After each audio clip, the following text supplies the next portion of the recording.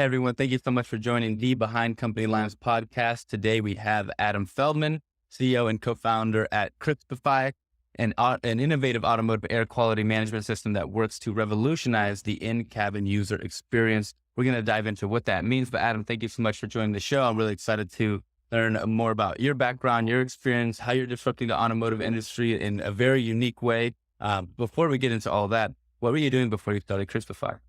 So hi, Julian. Thanks for having me. So just before Crispify, I was in the automotive industry. I was the VP of business development and was in charge of innovation and strategy for a pretty big tier one company. Uh, so I was there for 3 years. So I'm coming from the same industry as my startup. Yeah. And before that, I was a lawyer, an M&A lawyer for almost 5 years. Wow. What is it like going from, M&A, merger and acquisition, I'm assuming, and Right. what's the transition like from going to that to then the automotive industry and then now to building a startup? It seems like an interesting, a lateral movement in your career. What was the inspiration to go into, automotive and then build your own startup? So yeah, basically, I think I was an entrepreneur from the early days, starting up when I was a student. I started a local, you can call it a beverage company, but basically we imported beer and other alcohol drinks mainly from New Zealand. So I was like a small business entrepreneur when I was a student. And after that, I studied law and business in the university or in Israel. So I gone through the path of, being a lawyer for a few years, and I really like it. But I still wanted to go maybe into other ventures, more on the business side. So I done my MBA also in the university, finished the MBA, and when I finished the MBA, I moved to business. And Mhm. by chance, I got into the automotive industry. So the automotive industry in Israel is pretty small. We're Yeah. maybe, I'm not talking about startups, talking about big companies, maybe 10 companies, and I found myself in one of them. So this is the way I got into to business and automotive, and then opened startup in the automotive industry. Yeah. Feels like a more reasonable transition. Yeah. What was the chance? What was I don't know if it was luck. I don't know if it was just a serendipity, kind of meeting someone in the industry. How was the automotive? How did you branch into that form of business? Yeah, I was, and then Ed under just approached me and told me about this company that makes filter for cars. And I thought to myself, it sounds like a garage or something like that. Like, what kind of business is it? Yeah. But yeah, she promised me it's a very interesting business. And yeah, and when I met, I think when I met the first like HR or stuff like that from the company, I realized how big the business is and how big is the automotive business. So Yeah. basically, it's a 1,500 people business with HQ in Israel, but the main business was in the US and Europe. So, so I got into it very, very fast, very, very interested in this. And I always loved cars. I never owned like a super exotic car, but I always found myself like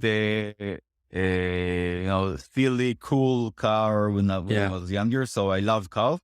And that's why when I had the chance, I jump on it, and yeah, the automotive industry is really one of the more interesting and fun industry to be in. Even if you sell filters, Yeah. it's still very, very interested, and you meet so many people, and it's a very global industry, and you travel all around the world, and you sell to very, very like a huge customers that sell billions. And so, yeah, it's a great business to be in. Yeah. Tell us a little bit about the automotive industry. I think from where my mind went when you purchase a car, you think, everything comes from that factory or from that, you purchase a BMW or a Mercedes and it comes all kind of prepackaged from that facility. But from what it sounds like, a lot of different parts of it kind of collaborate with other companies who are building smaller components of it. Then they bring it together. Is that right? Is it kind of more of a collaboration between multiple companies to then have this whole product, which is what you end up kind of purchasing at the end of the day? Yeah, absolutely. So yes, today the automotive industry is a really it's a pretty unique business model. You can see more and more industries are going in that direction. Basically, the car brand that we know as consumers, like a BMW, Mercedes, Ford, or any other, basically they design the car, they build the concept of the car, Yeah. and then they go to a lot of different vendors and buy basically all the components out of those vendors. They don't really manufacture a lot of the components. The modern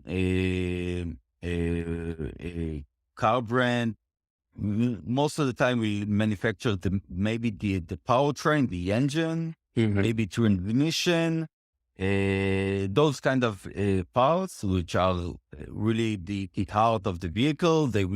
A lot of the big companies manufacture the platform, or what we call the chassis, but that's basically it. And then they go out to vendors and you can see big companies like Bosch, and you can see startups like maybe Crispify, hopefully, that they buy different technology, different components. It can be very small parts, like the filters that I used to sell.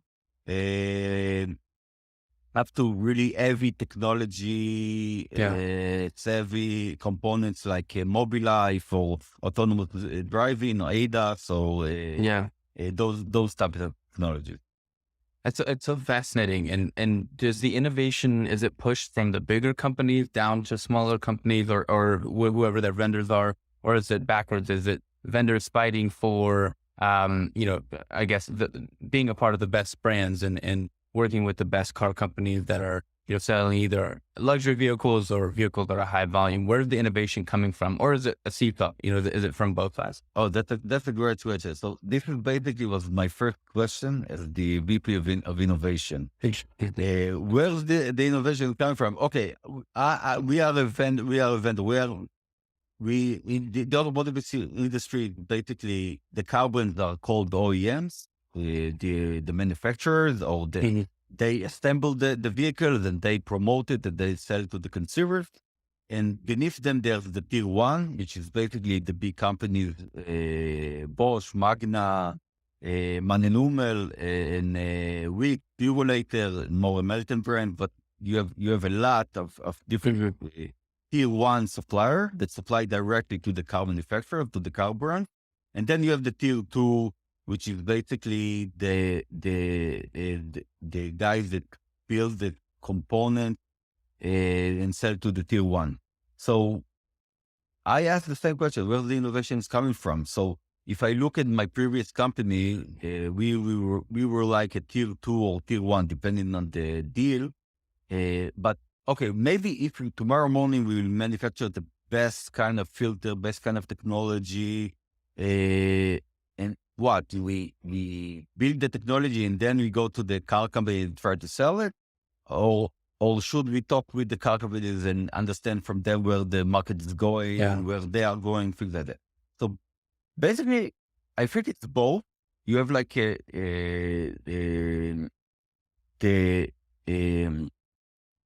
car brands always innovate.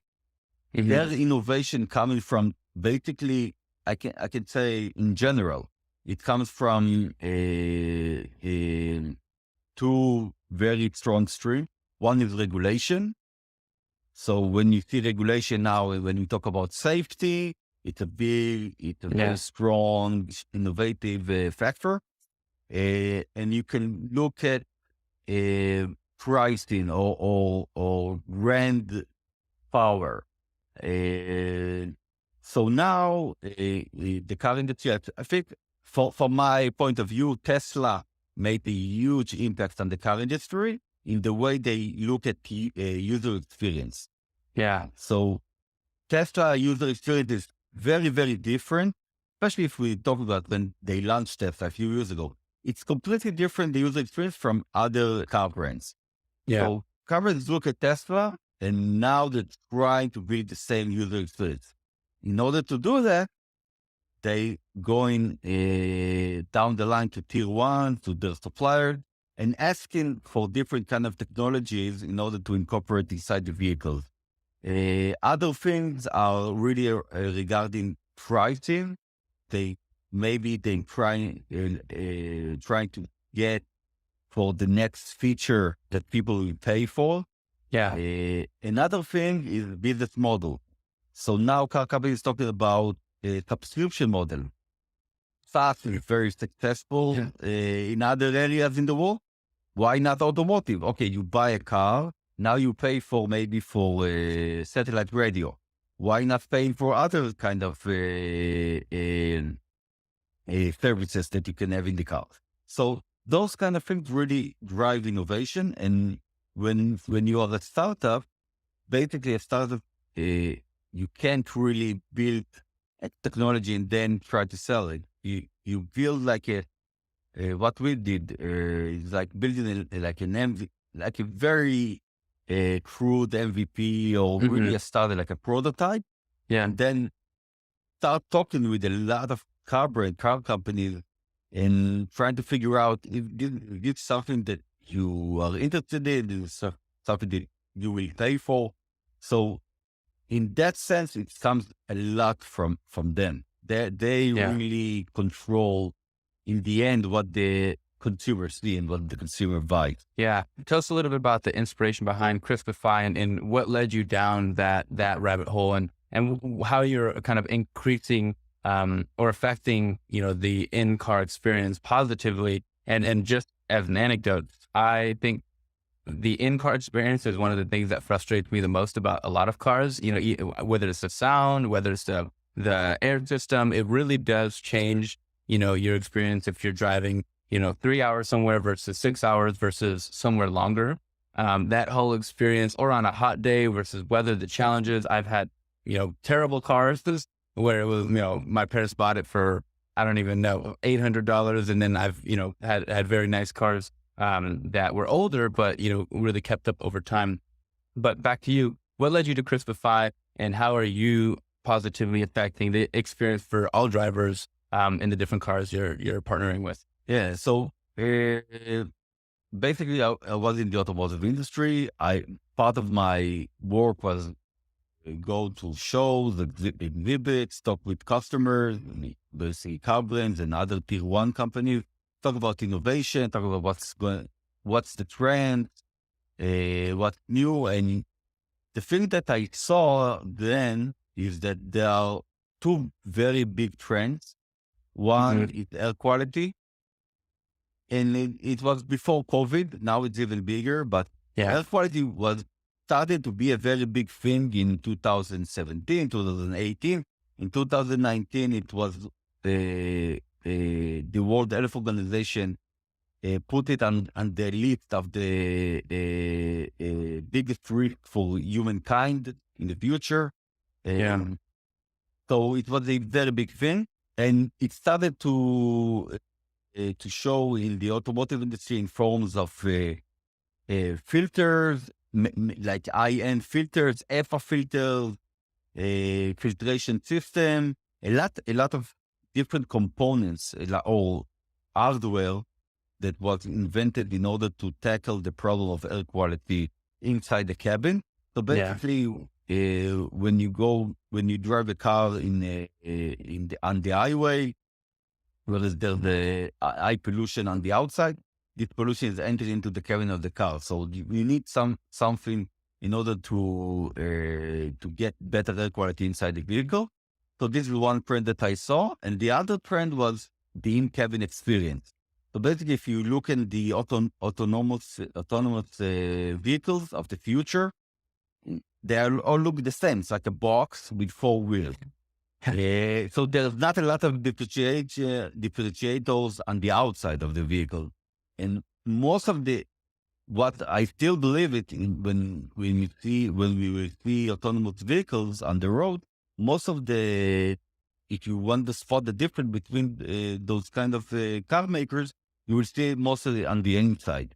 So the in-cabin environment trend and plus the air quality, this is the thing that really inspired Crispify. And then when we thought about specifically on Crispify and the solution, we thought about a data-driven, software-driven solution instead of the hardware component solution. So instead of a very big, bulky, pricey solution to get better air quality inside the cabin, we thought about, hey, what will happen if you take the data on the in-cabin environment and the outside environment, and then we will use the AUT system, which is a huge system with very powerful, with the room for high efficiency filters and everything, which is really cheap. And we will use the windows, we will use odor diffusers, maybe ionizer that you already have in the car. And we just manipulate the system in a way where we get an optimal air quality throughout the ride. So this was the first idea, and this is how we started. Amazing. So, no, it's amazing, and I'm curious.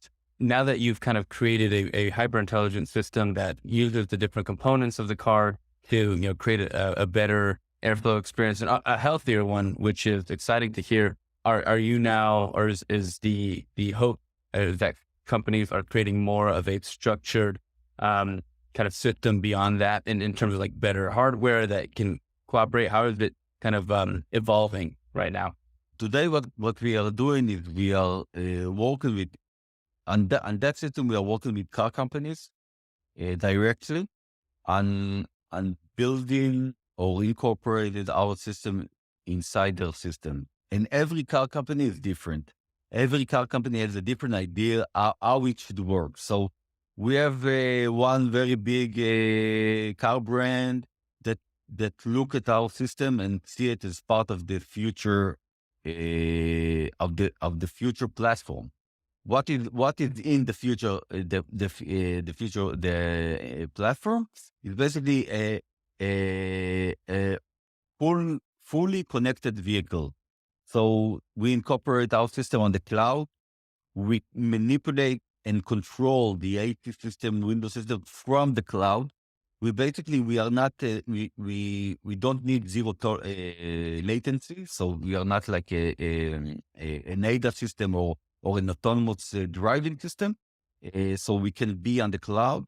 So this is one idea that we are working on with one of the car brands. Other car brands look at it and say, can we do a quick win? Like, can we incorporate it in the next model, which will come out to the market in 3 years from now? So maybe we will try to do it as simple as we can. Can you do it on premise? Can you put all the algorithms on premise on the vehicle itself? So it will drive with the system. So every time we do it with the different kind of process, a different kind of experiment, different kind of pilots. But this is the way we are working today, and the way it works. So basically, once you get a car company on board and you have like a design win, most of the time they will send you to a big tier 1 company that will work on doing the actual incorporation and be part of the car design. Incredible. And just to kind of talk a little bit more about the relationship with the company.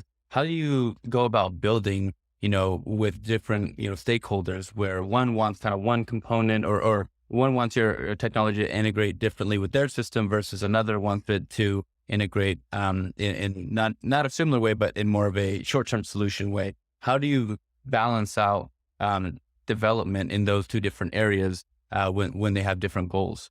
So the key here is really to to work really methodologist way, building the right proof of concept, building the right pilot, building the right process, really to understand exactly what's the end goal of you need to ask questions that are maybe for 5 years from now. So if you talk about of the platform of the future, how does it look like in general? You need to really to understand and drill down the details, and then to offer the solution that you think it is best for their needs. So in the end, you don't want to be a service company in the terms that you will do whatever they ask from you, but you want to offer the best kind of solution based on your existing technology. So we always try to mitigate this issue, see what we have, what is the basis of our technology, and what kind of different kind of improvement or changes we can do to minimize the work, but also give the proper solution for the client. Yeah. What are some of the biggest challenges that Crispify faces today? I think the biggest challenge is when you are an automotive startup is time. Is the runway, okay? What we call runway in startups. So basically, it's runway, because the biggest hurdle and the biggest challenge for all startups in this industry is the runway, is the amount of time it takes to close the proof of concept, and then the amount of time it takes to work with R&D, and then to have a design wing, and then to have a contract, and then to have a sale. It takes years. It's not like any other. Maybe there are a couple of other industries that are similar, but this is one of the most challenging. But on the other, every challenge has this benefit, and the benefit is when you win, you will big. It's contract. It's millions of units. It's very lucrative, and also in the automotive industry, you mostly see monopolies or duopoles. So you see what one or two companies are taking the industry. So if tomorrow morning your new technology or your new feature is a standard, you can really win big in this industry. Yeah, incredible. And if everything goes well, what's the long-term vision for Crispify? So the long-term vision is basically to be the number one company for in-cabin environment in terms of air. This is where we see ourselves. I think we really think that this will be like a standard feature in the future of the mobility industry. Especially when we look at more and more shared mobility and moving from individuals driving their car to work and back, using their car for 2 hours a day, to really more like an autonomous, shared, flowing mobility in smart cities. So people will be more and more together, or one after another in the same small compartment of a vehicle. And we think that air quality is a major issue. We saw it in COVID, but COVID is just one kind of virus. You don't want to get the flu also when you drive a shared vehicle. So basically it's the same thing. So air quality is a major issue, especially as long as you see internal combustion engine, you will see also very high pollution, like a general pollution on the road also. So we really see ourselves. We see the technology as a a basic technology, and we want to be the number one company for that type of feature or technology. Amazing. Yeah. Yeah. And just for the entrepreneurs out there who are, looking to build companies and, break into their industries, what advice would you give someone who's thinking about starting a company? Because macroeconomic wise, it's a little, it's a little bleak for the short term. I think long term will be okay, but at least in America and Europe and other locations, there's a little bit of tightness of funding and things like that, accessibility to funding. What would be your advice for somebody who's looking to start a company, looking to innovate and build a product that they think is going to be, change either the industry that they're affecting or something new that people will need? Basically, I think that first of all, those kind of times are really a good time to start a company because in the end, the money is still out there. The dry powder, what you call the money in the VC, is still there. Plus, you won't be in the market for the next 1-2 years, something like that, when you're a startup. So maybe it's not the worst time to start a company. I think that when I look at the way that you started Crispify and the way the challenge that we face, I think that there are maybe two things that I can say that is super important for entrepreneurs. First of all, is to understand the product that you want to sell. Really be sure that you fully understand the product, understand the industry. Don't pitch a product that is out there for 10 years. I saw a lot of those. Really do the research and be sure that you are familiar with it. And if you are coming from the industry, maybe it's easier, but a lot of times the best innovation or the best new companies and new product coming from people from outside of the industry. But if you are from outside the industry, make sure you know the industry well. And the second thing is really to think about distributions. Yeah. The distribution itself, the sales, the marketing and sales of the product.